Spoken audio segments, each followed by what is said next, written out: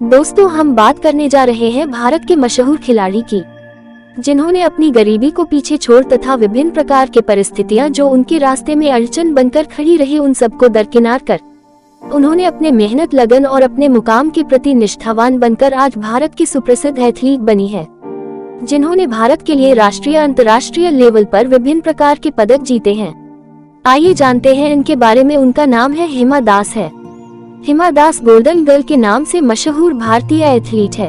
भारत के पूर्वोत्तर राज्य असम के एक छोटे से गांव की 19 वर्ष की लड़की का नाम आज हर किसी की जुबान पर है। उसने कारनामा ही ऐसा कर दिखाया है जो आज तक कोई भारतीय दिग्गज एथलीट नहीं कर पाया है। मात्र 18 वर्ष की उम्र में वर्ल्ड अंडर 20 चैंपियनशिप 2018 में गोल्ड मेडल हासिल करने वाली पहली भारतीय एथलीट बनने के बाद उसने वर्ष 2019 में एक माह के भीतर 5 विभिन्न अंतर्राष्ट्रीय स्पर्धाओं में गोल्ड मेडल जीतकर अपना नाम इतिहास के पन्नों में दर्ज कर दिया है।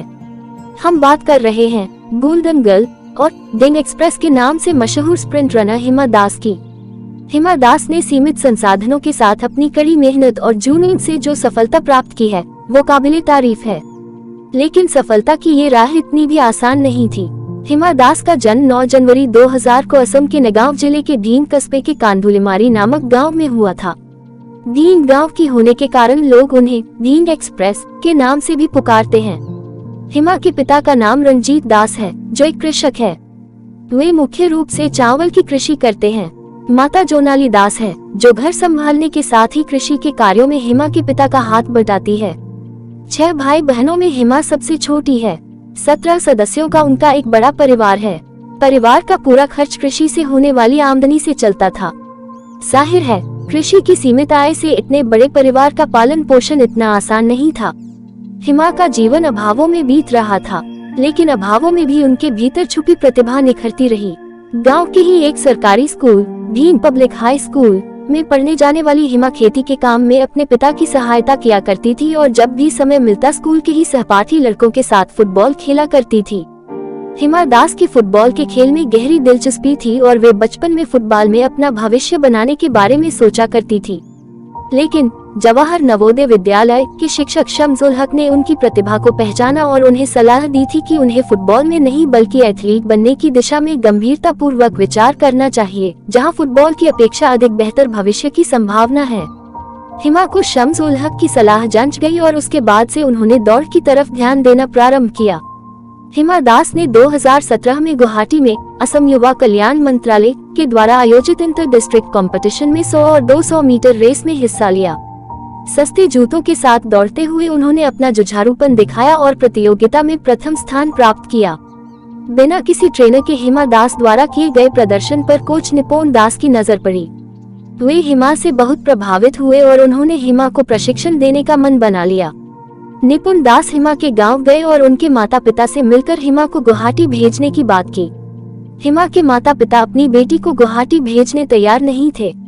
17 सदस्यों के बड़े परिवार के खर्च के साथ हिमा के प्रशिक्षण का खर्च उठा पाना उनके लिए संभव नहीं था।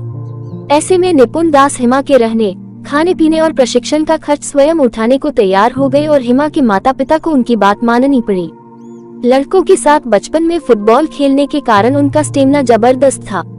निपुण दास ने उन्हें पहले 200 मीटर की रेस के लिए तैयार किया। बाद में उन्होंने महसूस हुआ कि हिमा 400 मीटर रेस के लिए परफेक्ट है। इनको शुरुआती प्रतियोगिता में असफलता का सामना। प्रशिक्षण उपरांत हिमा दास ने अपनी पहली अंतर्राष्ट्रीय प्रतियोगिता में हिस्सा लिया। वह प्रतियोगिता थी अप्रैल 2018 में गोल्ड कोस्ट, ऑस्ट्रेलिया में आयोजित कॉमनवेल्थ गेम्स। हिमा ने इसमें 400 मीटर रेस और 400 मीटर रिले रेस में हिस्सा लिया। 400 मीटर रेस में वे फाइनल में तो पहुंच गई, लेकिन फाइनल में उनका प्रदर्शन निराशाजनक रहा। वहां उन्होंने 51.32 सेकंड का समय लेते हुए 6ठा स्थान प्राप्त किया। अंतर्राष्ट्रीय करियर की शुरुआत में मिली असफलता से हिमा दास कुछ निराश जरूर हुई, लेकिन उन्होंने निराशा को स्वयं पर हावी होने देने के स्थान पर मेहनत पर विश्वास किया। हिमा का फोकस जीत ज्यादा रेस में अपनी टाइमिंग में सुधार करना था। वे जानती थी कि टाइमिंग में सुधार होने से जीत अपने आप ही सुनिश्चित हो जाएगी। कॉमनवेल्थ गेम्स में मिली असफलता को भुलाने का अवसर हिमा को 2 महीने बाद ही मिल गया। जुलाई 2018 में फिनलैंड में आयोजित वर्ल्ड U20 चैंपियनशिप 2018 में उन्होंने गोल्ड मेडल अपने नाम कर लिया और किसी भी इंटरनेशनल ट्रैक इवेंट में गोल्ड मेडल जीतने वाली पहली भारतीय धाविका बनकर इतिहास रच दिया। ऐसा कारनामा कर दिखाने वाली वो पहली भारतीय एथलीट हैं। जब उन्होंने यह कारनामा किया तब उनकी उम्र मात्र 18 वर्ष थी।